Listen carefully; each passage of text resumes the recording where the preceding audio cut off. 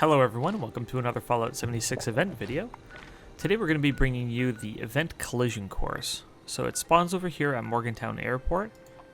Now if Collision Course hasn't spawned recently, it won't spawn on its own. Having a person approach the location will cause it to activate. So if you've been on the server for an hour and you haven't seen the event spawn, just simply walk towards it. If you want to test it, come to Morgantown Airport and walk near the event location and it will spawn automatically. So I'll show you the area that will trigger it. So you'll basically, we're gonna do two things too. Before we start getting carried away, we're gonna put on Farm because there's a lot of aid containers around here that are worth looting. So when we come up here, we're gonna start the event, and I'm running out of time to start the event. And once you enter this sort of helipad area, or this V area here, the quest will start. But you fire a flare, you're gonna summon a cargo bot. Attention all responders. But this is gonna draw a lot of scorch. Radar has spotted an inbound cargo bot. We've got to secure the landing zone so we can make the drop. We need those supplies, but the cargo bot's going to attract attention, so we're ready for a fight. So the scorch, there's gonna be 5 waves of scorched, and we're just gonna do them in.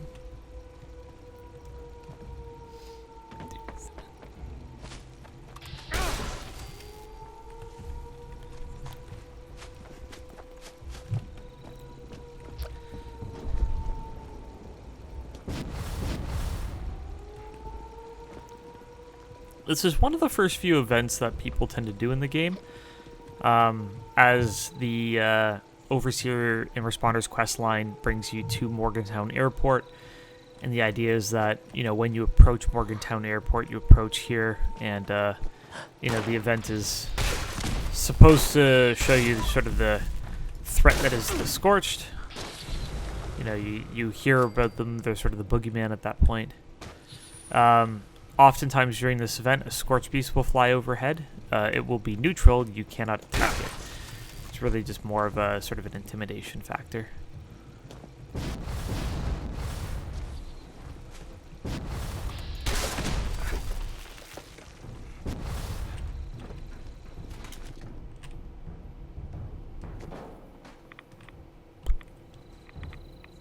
Wave 3 is coming.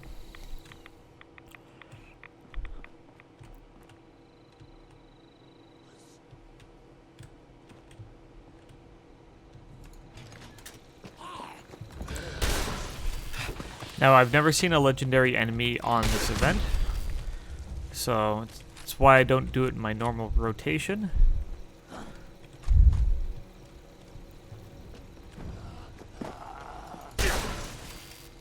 Now, if you need paper for any reason, or cloth, sorry, this is a great event to do because at the end we're going to get a crate that will always have 100 money in it. And that money is good for scrapping for cloth. So if you're doing a lot of smelting, if you like ammo crafting, you need to smelt paper to make gunpowder. And ammo crafting is a great way to make caps early in the game, because you don't need any plans to start crafting 5.56 or 45 ammo, and you can put it right up on a store, and people will come up and buy it quite quickly. So then you don't need any plans to smelt any of the metals required for it. So ammo crafting is, again, very good for low-level players. Even people who don't have Fallout First, you can turn junk into caps quite quickly with it. So, again, this is a good location for a quick 100 paper, or for a quick 100 cloth, if you need the resource. I have a better cloth farm that takes less time than this, and I'll show that in a different video. A good place to get about 500 cloth in just a few minutes.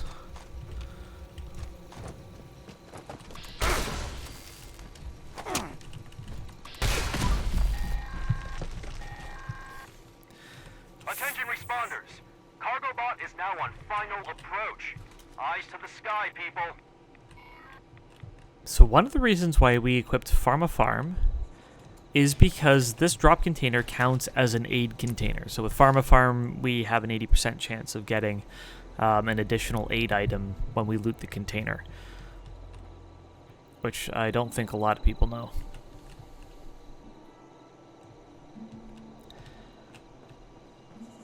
So Pharma Farm goes great with traveling pharmacy, so you can carry a ton of aid items.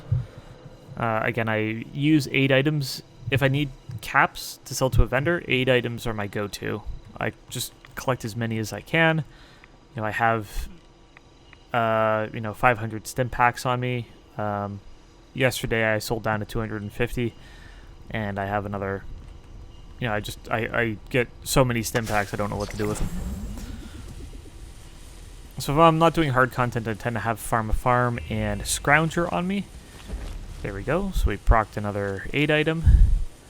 So we get 2 weapons here and some good junk, but we're also going to get rewards from doing Collision Course event. So we get some more ammo, Revolutionary Sword, and Concrete Scrap. Now, again, if you're in this area, with that Pharma Farm perk equipped, I did this yesterday. I don't know if I can still... Yeah, I can still loot these. So we are going to make use of... the first aid kits that are littering this area. So I tend to do a quick run around this airport area, and I'll show you the locations. Non-perishable foods, I like to put these up on my store for people. So there's an ammo crate there. So yeah, non-perishable foods, I'll check them up on my player's store. Every low-level players like buying them up. I tend to put them up for 3 caps a piece or 1 cap a piece, sort of as a community service thing.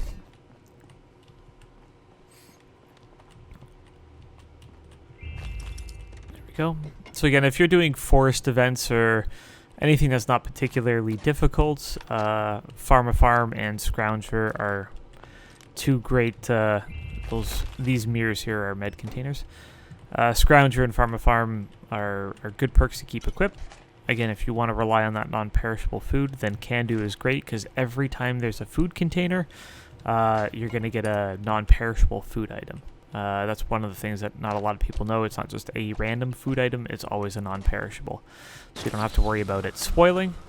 And a lot of... I'll cover Can Do in another video, because a lot of things that people don't realize count as food containers, like dumpsters and garbage cans and stuff. So there's a few places in the game where you can really make use of it and come away with a lot of food. Carnivore does well because things like Salisbury steak with carnivore restore 45% of your health. There we go. So we got 2 more quick locations to go into. There we go. So I'll put up a tally on the screen of the aid items that we got. I'll just basically keep a rolling tally since the end of the event. So you can determine whether or not it's worth it for you. So non-perishable foods, Nuka-Cola. This here.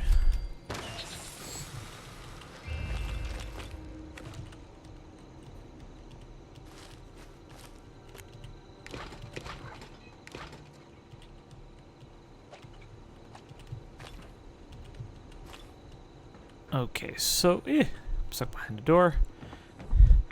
So that's really it. There is some more oddities in sort of each different little shed here, but nothing else that's worth going and making an attempt to actually loot all of. So that's it for Collision Course, and a little bit of farming afterwards. That, again, if I'm going to do the event, I'm always going to spend the extra 5 minutes coming out here and clearing this stuff up. So if you've liked this video, please consider subscribing. If you have any comments or suggestions, please post them below. Thank you very much, and stay safe.